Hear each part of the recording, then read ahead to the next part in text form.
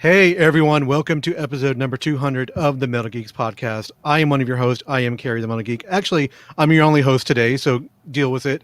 I have the extreme pleasure to bring on Mr. Stefan Nordstrom. He is from Soliloquium, Desolator, and many other bands. Welcome to the show, my friend. Thank you very much.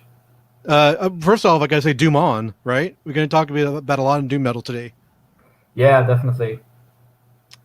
So we talked about it just a second ago. One of the ways I've been discovering a lot of new death doom bands, which I think right now is ultimately my favorite genre, was through your website. You do some articles talking about like the history of the genres, what you're looking forward to, what's really, as we say, tickling your geek, what new metal bands are coming out in each genre. Tell me how this website started and what you want people to get out of it. Oh, it's like kind of a combo between my professional life and my music life since I work in digital marketing. So I wanted to try out and see like does the digital marketing strategies that I do make money from work for music as well? Like could I do the same thing with a website that I did with my job? And I mean, apparently it did work. I mean, it took a lot of time to realize how to do it for music compared to like, I mean, I was doing pharmaceutical websites and all kinds of economic and just money related stuff. So I just wanted to try to make a website, like a content heavy website about music, because no one ever really did that. I mean, there's like the official stuff like Metal Archives and whatnot, but there's nothing really in that style, especially from someone who's promoting a band on the site. And then it kind of grew. Like I kept working on it, and it grew like small growth every month. And I mean, now it's up pretty big. And like you told me that you went there and found bands. Like it's kind of a blind spot for me because I don't really see how many people actually finding bands. I mean, sometimes I hear people talk about it and stuff, but now it's become like a combo. I mean, it's a great promotion thing for me and my bands, but it's also really cool because people are finding these underground bands, and I have this. It's a really good opportunity for me because I have a lot of friends who are playing in these underground doom metal bands, and it's kind of a chance to show off their bands as well to new people. So it's big win-win, I would say, in every way. That's interesting. You said you work in digital marketing, which that's one of my jobs as well, and I totally get it. Ah, People don't. It takes a little while for things to start hitting, but once they start hitting, it's all going, man. That's great. I'm glad people are discovering new bands and then bringing it back to what you're working on too. yeah, I mean, it's like, sorry, did you ask me what I was working on? Well, Or yeah, we're going to get into that for sure. But yeah, it's great how the website brings people back to like Soliloquium and like Desolator and all that good stuff.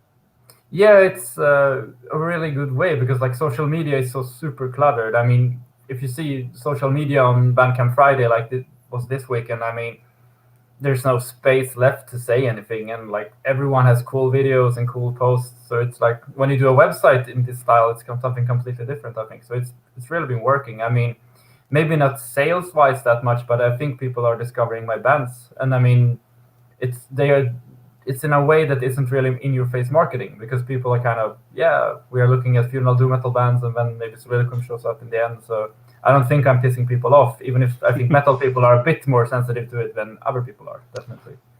A little bit, but I think it's helpful for people in a good way. Let's talk about some of your favorite genres. I know you have sections on the website for death doom and then in death metal.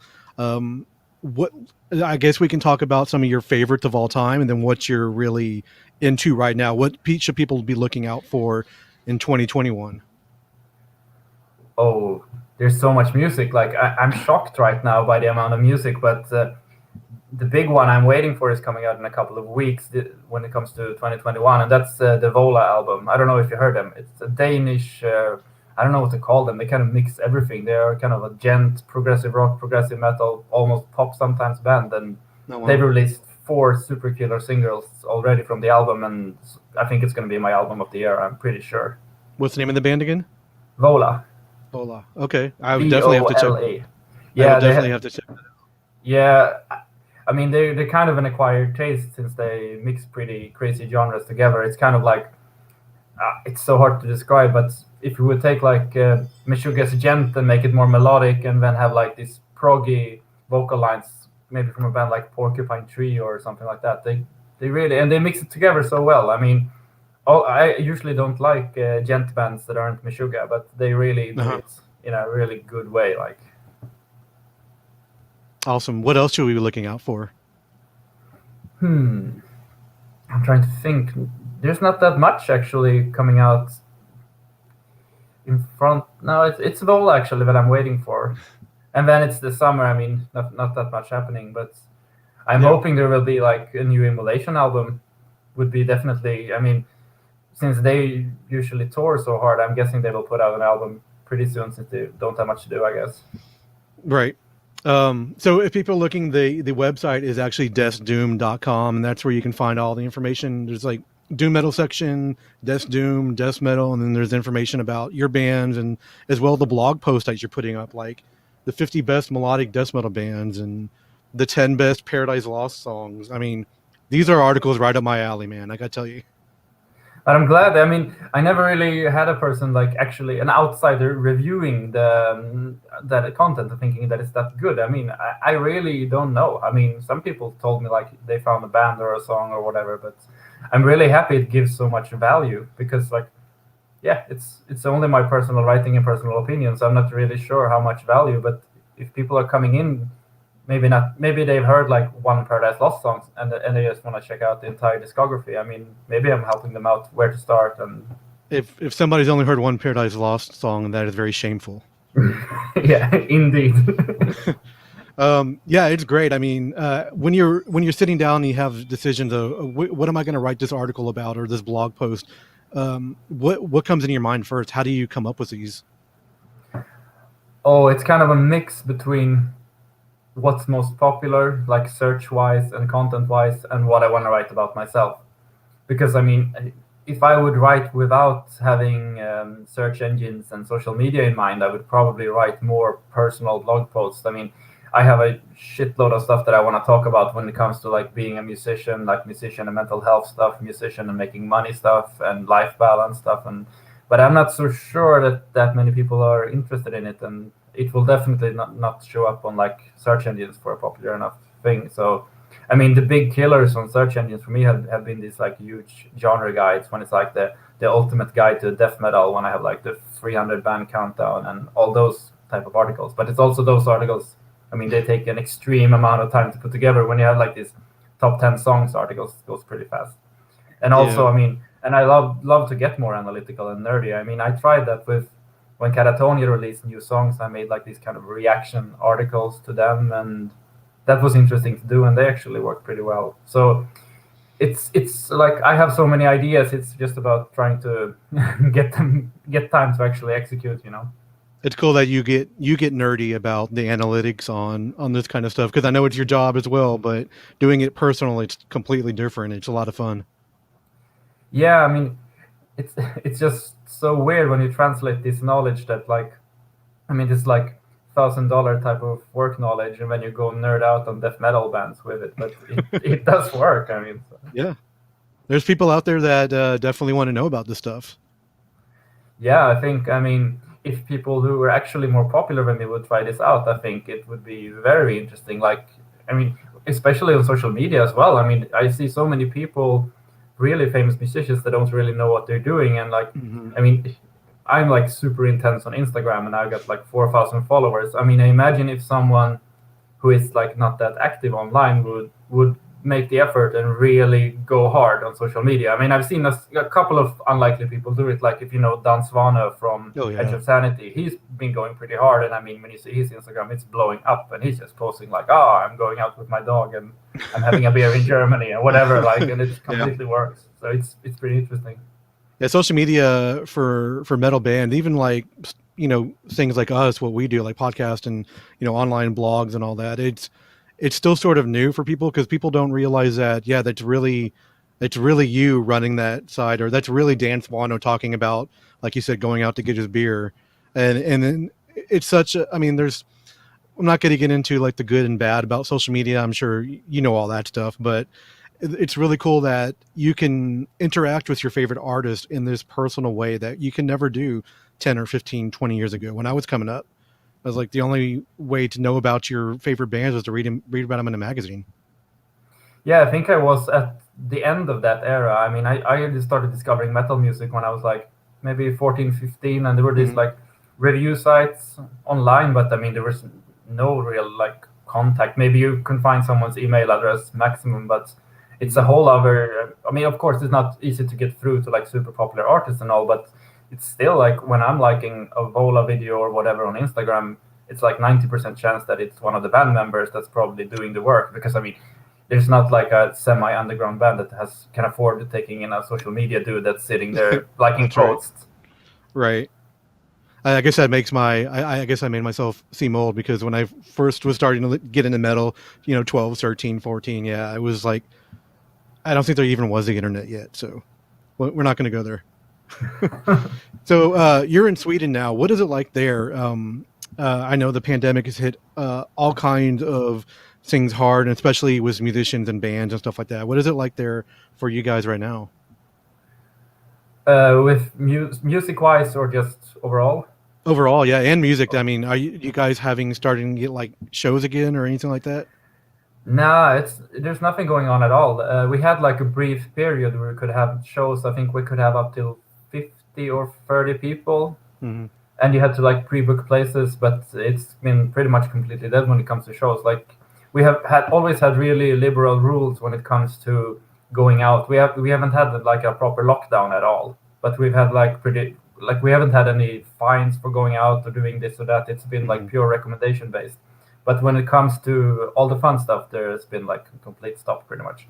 So the bars are open until 8, and same with restaurants. So it's not that much going on, but hopefully, I mean, the vaccination is going on, so hopefully that will speed things up, and let's hope for at least next year to be somewhat normal and we can start concerts and all that. Because like without live music, I don't really have much to do. I mean, I go to gigs. That's usually all I do for fun. So it's kind of weird The one. Yeah, I haven't seen a live show in a while. The first we mentioned before, I just got back from Disney World, and they had the first live band I had seen since this whole lockdown started was a mariachi band that was performing. I'm like, oh, this is great! It's a live band.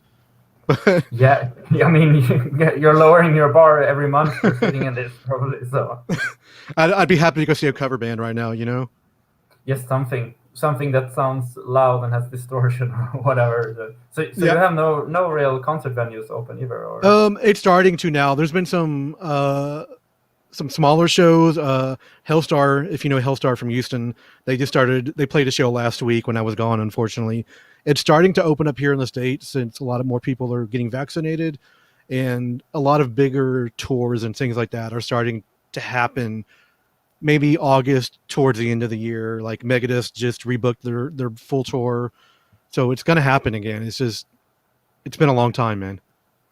yeah, it's gonna be. I think the first few live shows are gonna be pretty wild when people have probably gathered their energy for like 18 months and haven't done shit, and it's gonna be like probably a lot of headbanging and mosh pit and It's drinking, gonna and be just it's gonna be like a wild. like pandemonium, man. Just debauchery I, re- going on. I really hope it's gonna be like that. I mean, So one of the cool things that happened, at least for me, for a lot of my favorite bands during this lockdown and the pandemic, was a lot more live streaming of bands. Like the 3 or 4 enslaved shows that they did were phenomenal. Insomnium did a whole bunch of them. Did you have a chance to watch any of these? And what do you think about that kind of stuff? Do you think it's something that could still continue on after live shows come back? yeah, I think so. But I think it also depends on the band's availability. I Mm. mean, when they're back into touring and writing mode, we'll see if they have time. But some bands have gotten really creative, I think. Like, especially when I see like Leprous have been really cool. They've been like digging up all their old albums and playing them and inviting fans to do all these all kinds of like stuff. I mean, you gotta get creative, especially if you're a band that depends on it financially. I mean, then you really gotta find out. But we did a really cool event about that in the beginning of the pandemic when we were just like, what are we gonna do? So I think it was in April last year or May last year. Catatonia had a live stream, Yep. and it was one of the first ones. And we actually gathered like I don't remember how many we were allowed to be in Sweden. I think we were like 7 people or something, and we just had a party like in my living room and just blasted Catatonia, and it was kind of a live show feel. Yeah. It came out on as a release too, eventually. Yeah, the sound was so good, so Yeah. it's a good idea. So same with the Enslaved. That's coming out as a big box set. All the shows they put together there, and I know Emperor is about to do one, which like bringing old members back into the band to perform live. Something you can't do like on a normal tour, you know.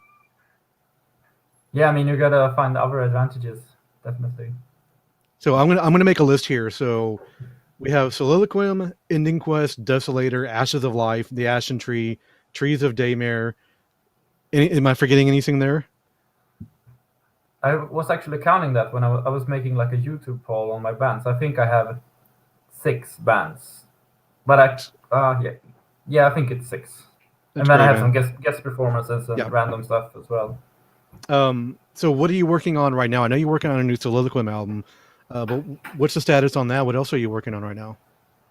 Right now it's only Soliloquium because it's pretty in the intense recording phase. So I was actually doing the hopefully last guitar sessions today because the rhythm guitars was done like last week, and now I'm working on like clean and lead guitars and all that kind of stuff. So hopefully guitars done.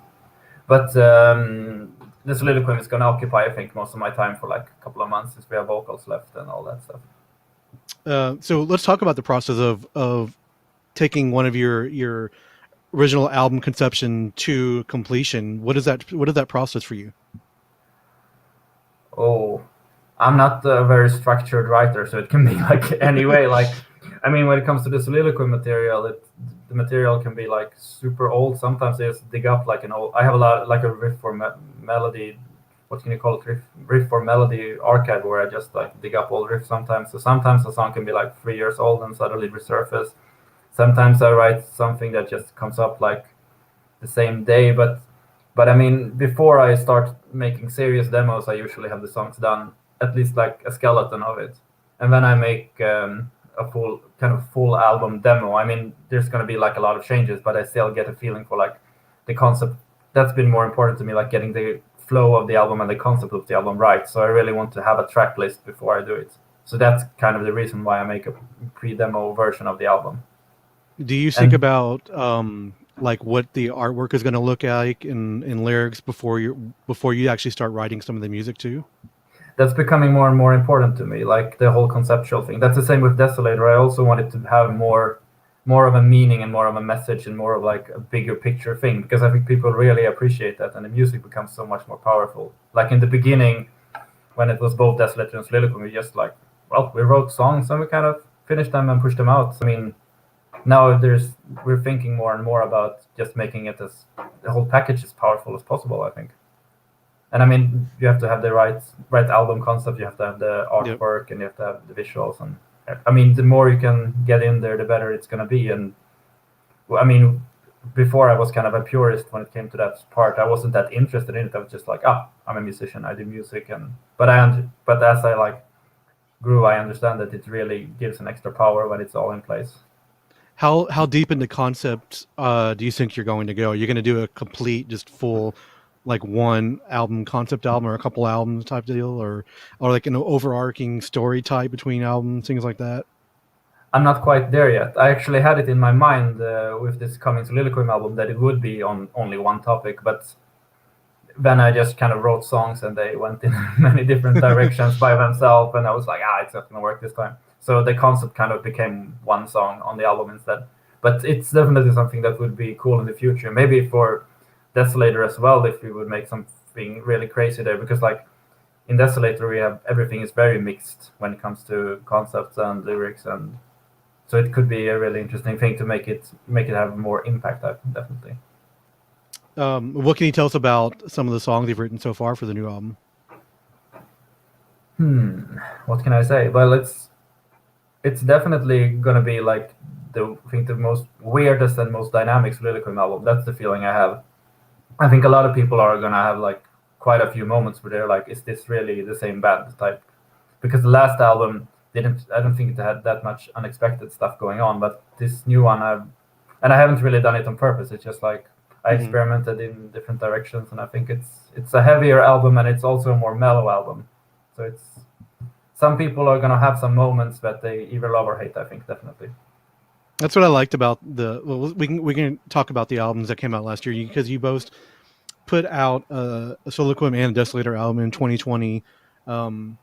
People always say, that their newest album is their best one. Yeah, that whole saying. Let's go back into those albums. What are the standout tracks to you, and why should people go back and rediscover those from last year?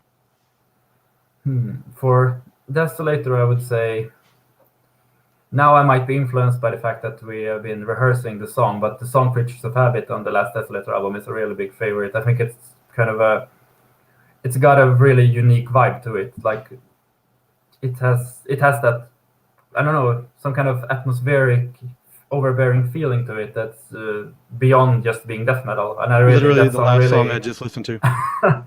that's perfect. But I think it just sounds so like it has like a new sense of like might and power that we really didn't have in our music before. I mean, we were more about just being catchy and fast, and on that song, I think we really found a more just powerful direction that I really liked. So I think that's a special song on that one. When it comes to the Soliloquium album, I mean, my favorite has always been the closing track, The Recluse. But that's also maybe the least original song on the album, because that's just a straight melodic death doom metal track. But I think it kind of, because the album kind of goes back and forth between heaviness and mellowness, and on that album you just get like straight up melodic death doom metal, nothing else, and that kind of closes out the album in a very nice way, I think. And that's also one of the more personal songs where you just kind of, I don't know, I just kind of analyzed what I was feeling at the moment, and I wrote the lyrics in like 10 minutes, and it's just like 7 minutes of lyrics, and it's usually lyrics, I perfect them a lot, but on that one I just kind of wrote it down, and it was done pretty much. Sometimes it's just so great it just happens. Yeah, it's usually never in the middle. It's either it goes really fast or it goes really slow, I think. Yeah, I really enjoyed both of the albums. Soliloquium, it was one of my top albums of last year, and I know we talked about being home and all that. But how was it doing releases in 2020 when you really couldn't go out and support it very much? Oh, the Soliloquium release got completely upside down, because that one was exactly when the pandemic hit. It was literally like a week before or after the whole pandemic hit the EU. So like no one really ordered any records when it got released, because all the post offices were completely screwed up. And people were like, oh, am I going to have a job? Like all that kind of stuff, and just being busy, being afraid, and all that. So it was in the middle of everything. But the Desolator release, I think, went pretty well. But there's a different problem with that one, because with Desolator, we really rely on playing live. I mean, so it's pretty boring to release a death metal album when you can't play live, because that's the fundamental difference that I think between Desolator and Soliloquium. I mean, Soliloquium I'm never probably going to play live with, but with Desolator it's really important for us to go out and play live. And we played in Poland and had this great festival experience, and we kind of wanted to build on that in 2020 and 2021, and didn't happen. So it's been a weird one for both bands.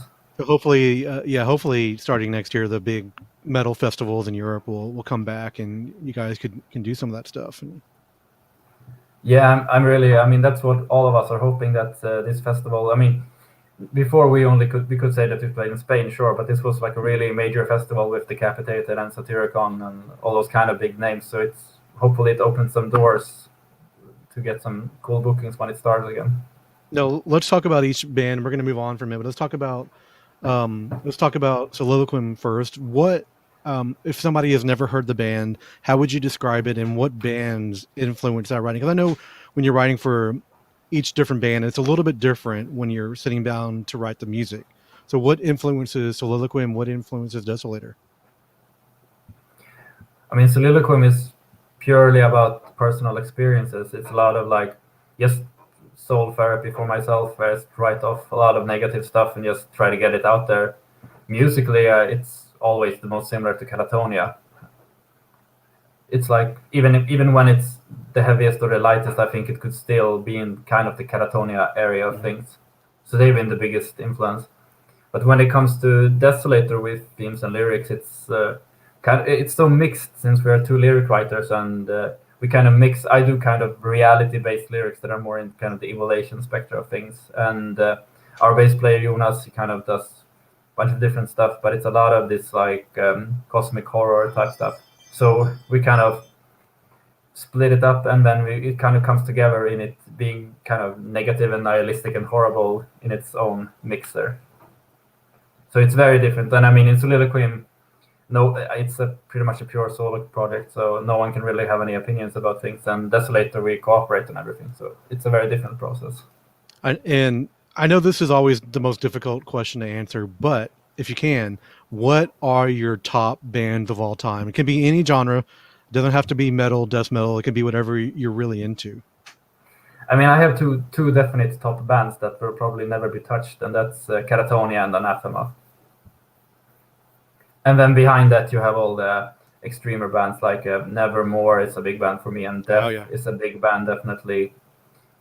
But it's also so hard. It's kind of hard to mix the old stuff with the new stuff. I'm not really sure how to compare these bands that I've been listening to the last few years with the classics. I mean, I don't put on like a Death or a Dismember album that often anymore, but I still have so much memories connected to them. So comparing that to like a bands like maybe Vola or Deftones and stuff like that I've been listening really heavy to the last few years, it's pretty hard to know where they're at. But Catatonia and Anathema definitely have their place on top. Were you able ever to see Anathema live? Oh yeah, I've seen them many times. I saw their last show actually in Lisbon. Oh, nice. Hopefully I remember, not their last ever. I think 98 or 99, they played at the Milwaukee. No, it might have been 2000. They played at Milwaukee Metal Fest back here in the States. And I got to see them do a small acoustic show for the press that was run by the singer from Macabre. He was running their sound because they just did an acoustic show in this room. And there was maybe like 50 press people in there. And they were doing like Beatles covers and like Anathema songs. It was like the most amazing experience. Ooh, that setting is so perfect for them as well. Like, yeah. I really hope they will reconsider. I mean, I saw Daniel Kavanagh was releasing a solo album now, so at least, and he's always been the guy writing a lot of stuff for Anathema. So I hope that I saw that, and it's like the same logo as Anathema with like the dot in the middle and same style. Yeah. Yeah, hopefully it's good for them to get a break and just kind of get the urge to play back, because I think maybe they were a bit tired of it since the last album that they did wasn't the best for sure, and then they did a lot of these like nostalgia tours that maybe weren't probably more motivated by money than really wanted to play it. So, but I enjoyed them. Did you ever hear Daniel Kavanagh did an album with the singer from Trouble, Eric Wagner, called Lid? Have you ever heard that release? Actually not. Is the project called Lid? Yeah, the project is called Lid. It's an amazing album. It's very 60s psychedelic metal type stuff. They even do like a Beatles cover and a Monkees cover on there. It's pretty cool. Is Daniel singing on it as well? No, it's actually Eric Wagner singing on it from Trouble. Wow. Yeah, great release if you've never heard it. I thought that would be way more famous with those two in it. I mean, I've seen the band name maybe on like his list of bands or something, but I've never checked out a song. I have to check it. I know Eric has said in the past that the record label sort of dropped the ball on it. That's why it never really went anywhere, you know. Yeah, because it's called the album's called In the Mushroom. If you want to check it out, it's really good. Is it like 20 years old or something, or? Yeah, it was like probably 97, around there. Well, it was later than that. I have to go back and look at the date, but yeah. It was after he had left Trouble, but he was looking to do sort of a side solo project, and he knew Daniel, and they just worked together and wrote the songs. I have to check that because, I mean, I've been pretty nerdy about his stuff. I've been listening a lot to like his Nick Drake cover album, and I've been listening a lot to that mixed, I don't remember what it's called, that mixed live-ish cover album, where they did the acoustic one. It's really good. Like, it's like the Iron Maiden cover is especially amazing, I think, if you heard it. Wasted Years acoustic. Yep. Fantastic. He's great. I fortunately got to see him live a couple of years ago too in the States. They don't play here very often, you know. No, it's that the ocean in between that's causing a lot of. Sorry. No, go ahead, sir. Go ahead. But because Anathema is also like they're a bit of a gamble. Like I've seen them, I think maybe 6 or 7 times, and they're usually. I mean, it's like 50-50. If they are good, they are like so amazing that you're passing out when you're seeing them. If they're not good, they're kind of not into it. You really notice. So when they have like an on night, it's completely amazing. Oh, that's funny. I know what you're talking about though. You know, I guess Lid was 1997. Just looked it up. Yeah. So I know one of your goals is it to get here and do a tour of the states. That would be like one of the most amazing experiences. We've been talking a lot about, I mean, since we haven't had many opportunities to play, any foreign gig would be super cool. But going to South or North America has been like, of course, a big thing. Would be so cool, and just meeting people and the whole thing. Yeah, I would love it for sure. So this is a weird question. I like to ask people to come on. So if you had the opportunity to create an all-star band from people from all types of genres to create your own band, which artist would you choose, and what would they be playing?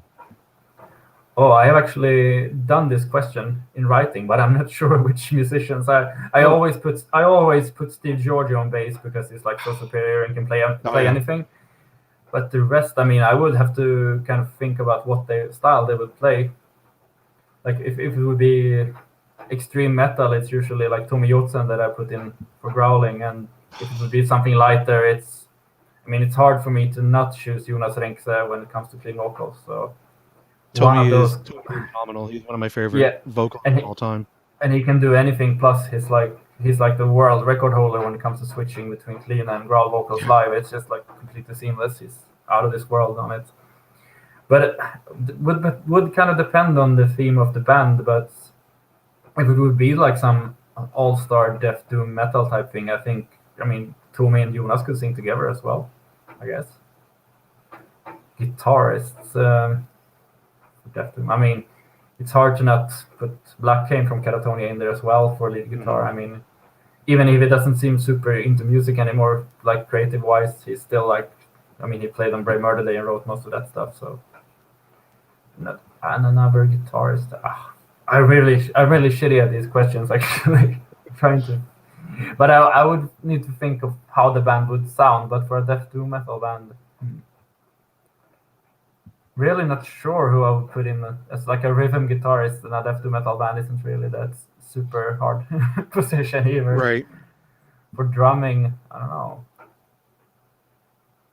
That's also usually fairly basic. But maybe one guy I would put in there on the guitar is, do you know Jari Lindholm from Slumber and Enshine? Oh yeah. I would put him in there probably. He's like the king of melodic death metal leads, so he would probably do it really good in there. Now you talked about Tommy a little bit. What influences? And you'd go from heavy growls to clean singing in Soliloquium a lot. What was the influence for your style, for your vocal style? Oh wow! Like the clean vocals came in way later. I mean, I started growling when I was around 15, maybe, or Hmm. trying. I would say. I mean, it took maybe 3 or 4 years before anything useful came out, and then I think I got influenced by the bands I was listening to, just figuring out that like it's gonna be way more interesting if I try clean vocals. So it became a part of Soliloquy pretty much from the first song. But it's definitely been way more challenging with the clean vocals. I mean, when it comes to the growling, I pretty much can do it on autopilot, but the clean vocals, I'm growing like maybe 1% per release, and it's definitely something that hinders me from making the music I want to make, that I'm not quite there yet with the singing. So, but what was the question originally, actually? No, I was just asking who had influenced you between those, the heavy and the clean vocals. Yeah, from going to the clean vocals, definitely Catatonia and Anathema. I mean, it was. I think I was listening to Opus Blackwater Park when it was new-ish, and then I got kind of a taste for that more proggy style and started getting interested in it. And then I found Catatonia, Viva Emptiness, and Last Will Gone Down, and I found Anathema's Judgment and Alternative 4 at the same time. And then I think I got so into the music that I wanted to make something similar myself. So I think those mid-era Catatonia and Anathema albums were really big. I'm not sure. I mean, it could have been really random if I wouldn't found those. I have no idea where my music taste would have gone, actually. Now, you mentioned earlier Bandcamp a little bit. What's with everybody being stuck at home and not a lot of things happening? What's the best way to actually support your favorite bands? Do you think Bandcamp is the number one way right now? Yeah, I think they're the most band-friendly platform for sure. I mean, they take a pretty big chunk, but they're still there's still a platform that focuses on getting them to buy digital merch and getting them to buy music and all that. So it's definitely the best one to aim for. I mean, even as a digital marketer, I have some definitely complaints about Bandcamp when it comes to maybe design and all that stuff. But I'm thinking when it comes to the attitude towards the artist, I think they're the best platform and the one that easiest for underground bands to make money from. I mean, the next step is setting up a web shop and all that kind of stuff that is maybe a bit too corporate for most underground bands. And it's a way for the money to go directly into the band. Because I mean, if you don't know, if you guys out there don't know, every first Friday every month, Bandcamp gets away their fees, so all the money goes directly to the band. So I always save up when I'm going to buy, and then buy it on that Friday, just so it supports the band even more. Yeah. Yeah, but that's perfect, and I've seen a lot of people that seem to go like a bit like music shopping crazy on that day, and that's perfect. I mean, it's really. I think a lot of those touring bands that are at home as well they're selling stuff on Bandcamp. That's probably going to make a difference. It's probably not going to make all the difference, but it's at least something. I mean, if you're supporting a band, I mean, the merch really helps. Go buy a shirt. Buy the physical album. Hell, even just buy the digital version. Just have it. I mean, support the bands. It does help. Yeah, I mean, the digital is actually the only way I figured out to get like proper support when it comes to like my content creating and all that as well, because I can kind of put up this argument. Yeah, if you like my content work, you better know it's for free, and I really appreciate if you support. So I try to make it like it's easy to sound like a beggar when you're making like those.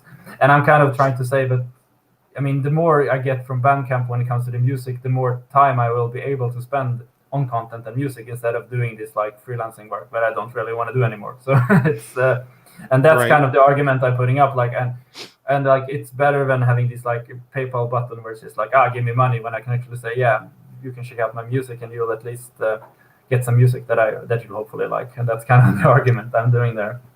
Yeah, it's a so I'm giving you something, you give me something. It's not just asking. Yeah, it's hard that way.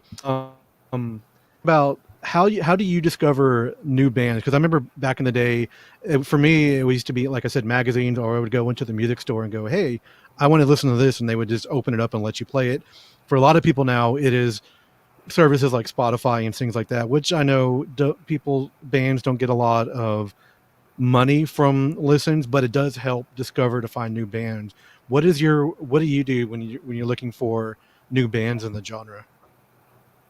It's a mix between different social media places. I mean, I think Last FM is a place where I'm still hanging out a lot. Okay. And I can find a lot of similar artists there. And Rate Your Music is another super music nerdy place that I'm hanging out a lot. And I'm getting a lot of recommendations for similar artists and artists that I've rated before and all that. And also Facebook groups, since I'm posting a lot myself, I'm always finding if something really smashing shows up, I'm definitely checking it out. And also I get a lot of comments through, since I'm gathering a lot of data for data. Now I'm sounding like a scientist, but gathering band info for I have these like Death Metal 2021 lists and all that. So I actually discover bands myself, and people are recommending them that way. So it's a super win-win when that happens as well. Yeah, because now, I mean, the age we live in now, it's like you can mention a band and you could pop a YouTube link on there when you're talking about them, or on Facebook group, somebody's talking about, hey, check out this band, and then you can go search for them right away and hear them within like 5 seconds. Before, you would have to write it down and wait to go to the store and all that kind of stuff.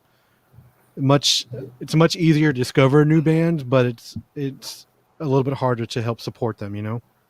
Yeah, and the commodity factor, I mean, it's also, it's such a, like the art has very little value in these times, I think, in some way. I mean, so it's definitely kind of a plus minus zero in the end. I mean, it's easy to find, but it's also like, I mean, there are these really good artists that are just getting not noticed at all in the whole massive social media, and people are just like maybe listening to 5 seconds of their album and just turning it off and all that. And for me, it's the you talked about the art. It's the art of the album, actually getting the vinyl version of something and flipping through it and looking at all the artwork that was created, and that all means something. You can't do that all digitally, you know.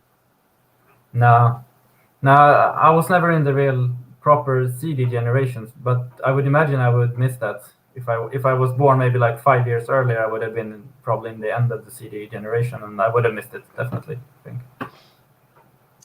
So this is the Metal Geeks podcast, so I want to give you the opportunity to get geeky on us. I know we discussed a little bit, but what do you geek out on besides music? Oh, what do I mean, it's the music and digital marketing that I've kind of devoted my life to. I don't really do anything properly geeky. I would say music really takes up all the time that I do. You mentioned some TV shows, or is there anything you're watching that you can recommend to people?